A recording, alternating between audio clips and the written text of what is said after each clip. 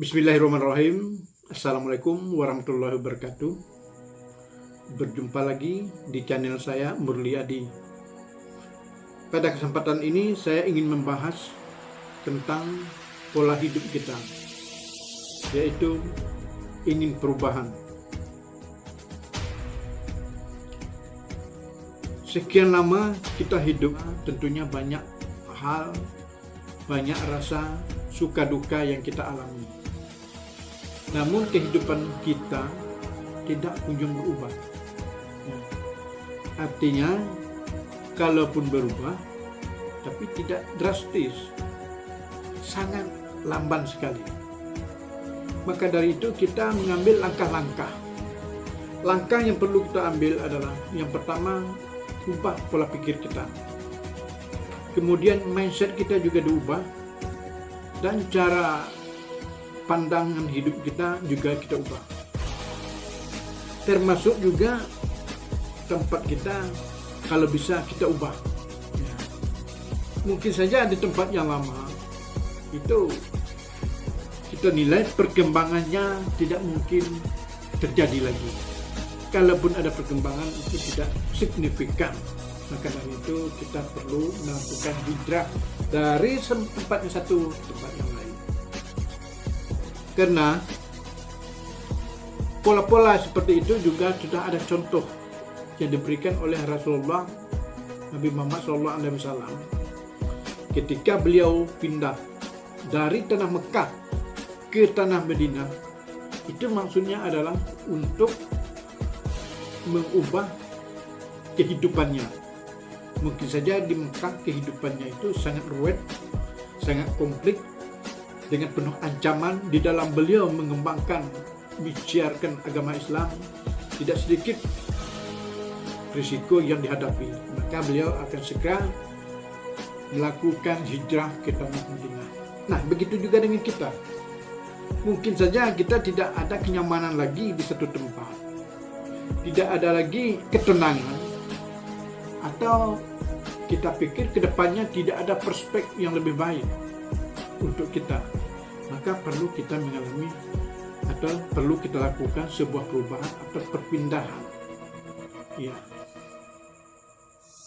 Yaitu hijrah. Satu-satunya jalan adalah hijrah. Pindah tempat dari tempat satu ke tempat yang lain. Atau dari satu wilayah ke wilayah yang lain. Itu bisa saja kita lakukan. Tetapi semua itu juga dibarengi dengan sikap dan pola hidup kita. Tidak hanya itu saja yang kita lakukan, tetapi juga dengan segala bentuk usaha kita, dengan segala bentuk semangat kita juga harus kita jaga, harus kita kuatkan mental kita. Kemudian juga segala bentuk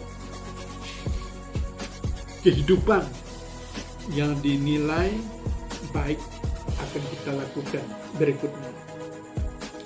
Nah, itu memang di dalam kehidupan manusia tidak terlepas dari hambatan, rintangan, dan cobaan. Karena Tuhan pasti memberi cobaan kepada kita, dan cobaan itu yang dianggap mampu untuk kita atasi. Itu. Kadang-kala kita merasakan cobaan itu sangat berat sekali. Tidak terbayangkan, bahkan rasanya tidak sanggup kita menghadapi. Tetapi ternyata kita bisa sanggup. Kita harus kuat, bersemangat ya, untuk mengatasi semua cobaan. Itu.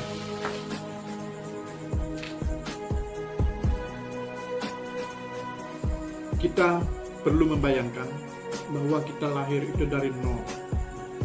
Kita lahir tidak membawa apa-apa, hanya sebatang kara. Selai benang pun kita tidak bawa. Kita dapatkan semua di dunia ini. Begitulah kehidupan kita. Di tempat lain beda dengan tempat yang ini. Jadi di tempat ini nanti Tuhan pasti menjamin rezeki kita. Karena rezeki kita sudah ditentukan. Tapi tinggal lagi usaha kita. tinggal lagi kita ingin bagaimana kehidupannya, ingin berubah atau bertahan seperti biasa. Tapi kalau orang yang punya jiwa yang maju, jiwa yang visioner, tentunya mereka ingin berubah maksudnya. Tentunya mereka ingin mengubah nasib dari nasib yang kurang beruntung menjadi yang lebih beruntung. Dan kuncinya, kita jangan terlalu banyak mendengar pembicaraan omongan orang yang tidak ada manfaatnya bagi kita. Kalau perlu, jangan kita pedulikan, karena omongan orang itu ada yang ingin menjerumuskan kita, ada yang ingin menjatuhkan kita. Tidak semua orang memberi motivasi terhadap kita. Bahkan di dalam keluarga, di dalam berteman itu sendiri, belum tentu juga mereka ingin kita sukses lebih jauh daripada mereka. Sehingga kita tidak perlu mendengar omongan yang tidak menguntungkan bagi kita. Kita bisa menganalisa, kita bisa menentukan hidup kita, karena kita bukan anak-anak lagi. Kita adalah orang yang sudah dewasa, kita adalah orang yang sudah berpikir, ya. Apalagi ditambah dengan pendidikan kita yang tidak rendahan juga. Nah, tentu kita bisa mempertimbangkan mana yang lebih baik untuk kita dan mana yang buruk, ya. Seperti saya, ya, saya hidup ini boleh dikatakan berjuang dari kecil, ya. Saya hidup tanpa orang tua saya yang laki-laki. Umur 9 bulan dalam kandungan, orang tua saya yang laki-laki itu meninggal. Artinya saya hidup berjuang dari nol. Mulai saya tamat sekolah SD, saya berjuang untuk mencari bagaimana saya harus sekolah, bagaimana saya harus bisa mencicipi sarjana. Ya, waktu itu belum terbayang mendapatkan S2. Dan bagaimana saya menjadi orang yang berkehidupan yang lebih mapan. Itu adalah cita-cita saya. Tapi sampai hari ini perlu aku syukuri apa yang saya dapatkan. Apabila saya tidak mensyukuri apa yang saya dapatkan, itu namanya saya tidak bisa berterima kasih, tidak bisa mensyukuri nikmat yang telah diberikan oleh Allah SWT. Demikian teman-teman. Jadi ingat, kalaupun kita belum ada kepuasan pada titik yang kita inginkan, belum tercapai, tapi kita perlu mensyukuri apa yang telah kita dapat. Itu jangan lupa. Jangan lupa mensyukuri, karena semua itu datangnya dari Allah, dari Tuhan Yang Maha Esa. Suatu saat beliau bisa saja mengubah lagi kehidupan kita yang lebih baik lagi. Dan kita syukuri apa yang kita dapatkan. Kuncinya bersyukur untuk mengubah satu kehidupan dari kehidupan buruk yang kehidupan baik, dari kehidupan yang belum beruntung menjadi kehidupan yang lebih beruntung. Itu memerlukan proses, dan proses itu adalah seizinnya. Ya, kita berusaha, berdoa, dan berupaya. Ikhtiar, itu yang kita lakukan. Semoga ke depan kita selalu berusaha dan berikhtiar. Jadi untuk penutup, ya, bagi teman-teman yang sekarang belum beruntung, yang katakanlah masih menjadi pengangguran, segeralah bergerak, segeralah membangun kehidupan. Jangan kita menunggu, ibarat bola kita yang mengejar bola, jangan bola menunggu orang okor pada saat kita. Itu susah untuk berhasil. Karena apalagi di zaman sekarang, sebenarnya peluang-peluang untuk menjadi orang sukses itu banyak sekali. Ya, dengan adanya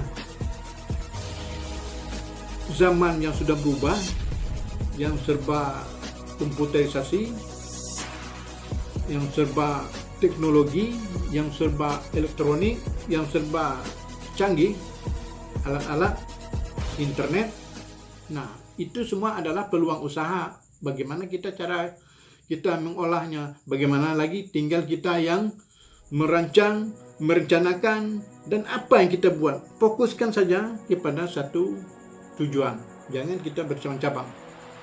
Insya Allah kita akan mencapai suatu puncak, suatu titik yang ingin kita capai selama ini.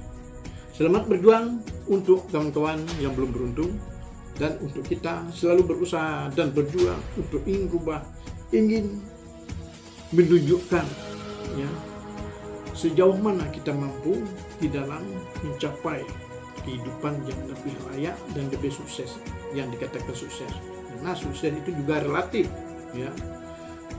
Tidak semua orang yang menjadi pegawai negeri atau yang menjadi pengusaha itu senang dan bahagia. Ada susahnya, ya. Ada kendalanya. Itu saya katakan tadi. Jadi sukses itu relatif. Bisa saja orang apa adanya tetapi dia bahagia. Itu bisa saja dikatakan sukses. Ya, sukses membuat dirinya berbahagia. Demikian sementara saya akhiri dengan wabillahi taufiq wal hidayah. Assalamualaikum warahmatullahi wabarakatuh.